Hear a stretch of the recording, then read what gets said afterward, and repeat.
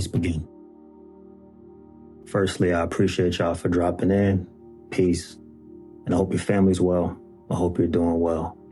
As a Black American, I never heard of the Green Book, and that's what this video is about. A book that allowed Black Americans to travel the U.S. safely, to find areas that they were welcome.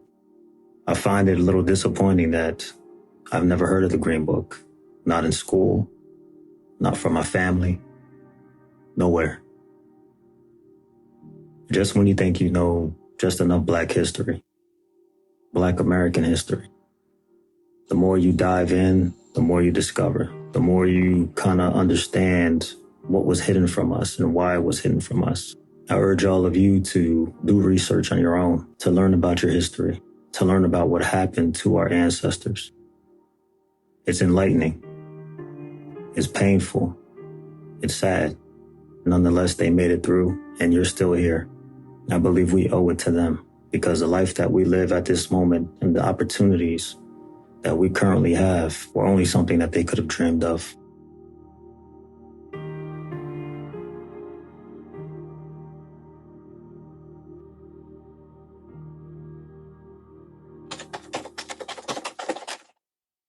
Beginning in the 1920s, the surge in car ownership presented new prospects for independent travel and exploration. However, for Black Americans, the irony of the American automobile age found itself amid the Jim Crow era.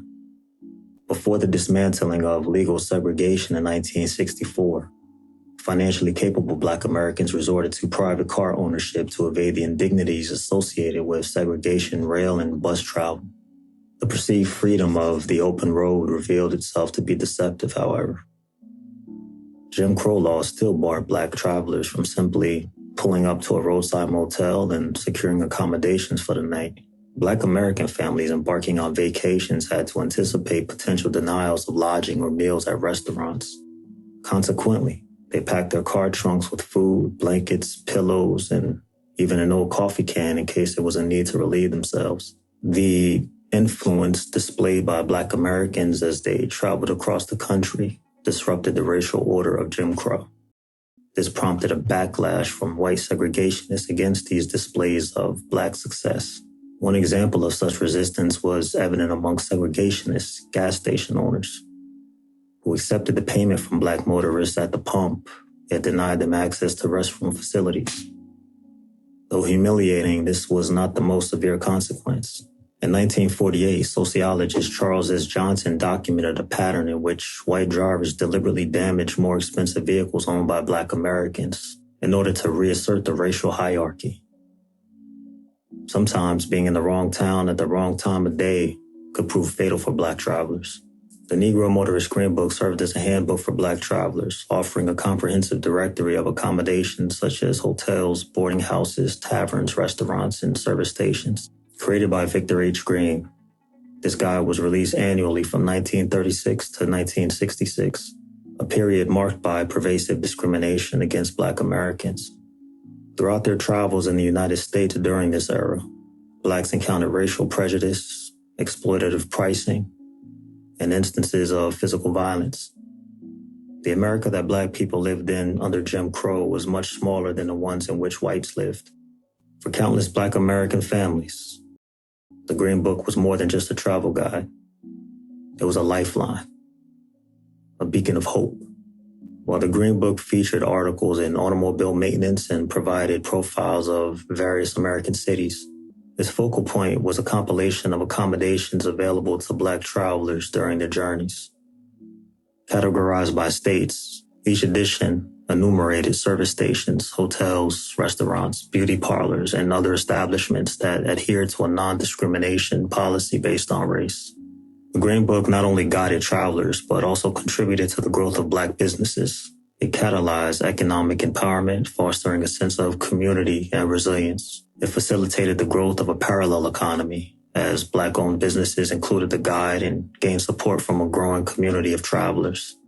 This economic empowerment was vital to Black self-sufficiency and resiliency during these tumultuous times. Although the Civil Rights Act of 1964 legally ended segregation, the Green Book's legacy endures.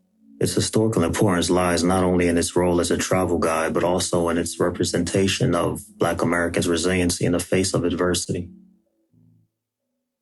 Today, the Green Book is remembered as a symbol of a challenging yet transformative period in American history.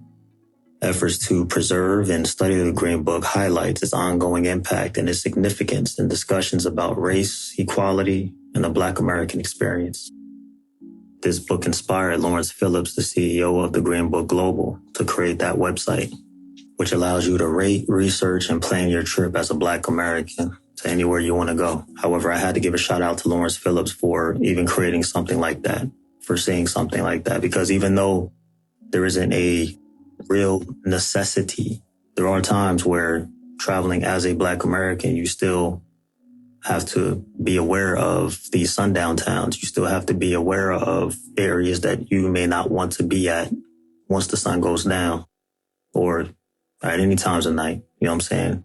Racism hasn't ended. It's important for you as a Black American to be aware of where these sundown towns are. I'm not saying you can't go anywhere you want to go.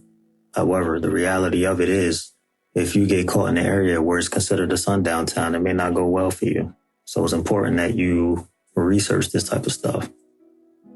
Another good resource to use is this website here, which allows you to look at each state, and it's all hyperlinked, and it allows you to click on it and see where potentially sundown towns are.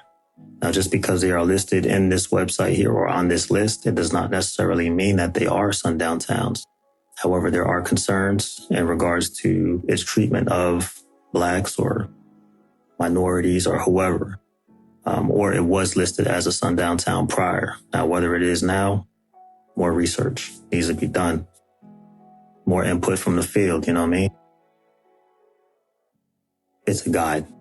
Not saying it's 100%, but what we are saying is that just be aware that there are things out there that we should still be aware of to make sure we're protecting ourselves and our families. But again, I appreciate y'all. Thanks for dropping in. And until next time, peace.